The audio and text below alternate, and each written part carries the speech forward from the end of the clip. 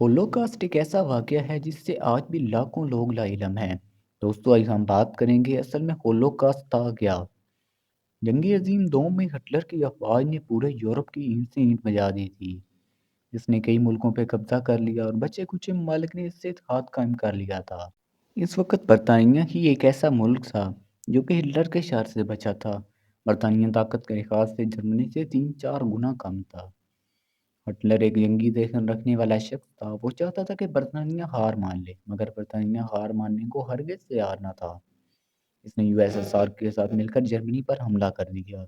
इसके अलावा अमेरिका और दीगर ममालिक भी इनके साथ मिल गए थे। हिटलर ने यूएसएसआर पे कब्जा करने के लिए काफ़ी आगे तक घुस गया था।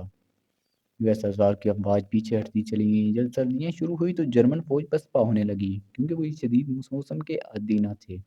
जबकि दूसरी जानब यूएसएसआर की अफवाज इसी मौसम में जंग लड़ने के आदी थे। यूएसएसआर की अफवाज अब जापान जंग से भी फारग हो चुकी थी। इन्होंने अलाइड फोर्सेस के साथ मिलकर जर्मनों को घेर लिया।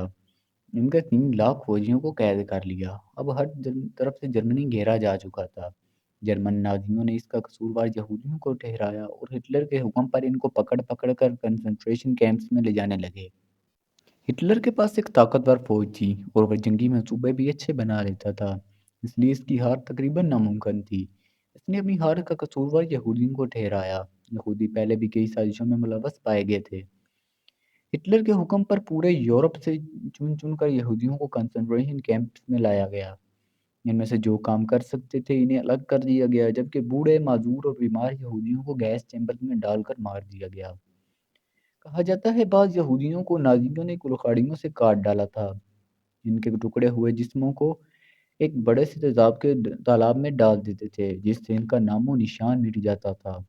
बाज़ को लोहे के कंटेनर्स में भरकर इन्हें सिरा की तपती रेत में फेंक आते थे, जिससे वो इंतहाई दर्दनाक मौत मारे जाते थे। कंसंट्रेशन कैंप्स में यहूदियों की हालत बहुत ख़राब थी।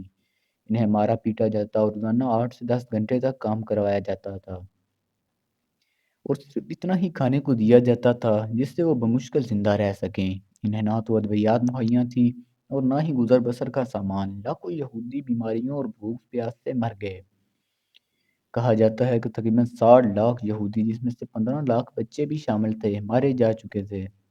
बाद लोगों का कहना है ये ड्रामा यहूदियों ने हमदर्दियाँ समेटने के लिए किया था। हिटलर ने कहा था कि जो यहूदी बचे हैं वो दुनिया को अच्छी तरह से समझाएंगे कि मैंने इन्हें क्यों मारा था। आज ये यहूद आपके सामने हैं। क्या हिटलर का यह कदम दुरुस्त था या गलत? कमेंट में ज़रूर बताइएगा।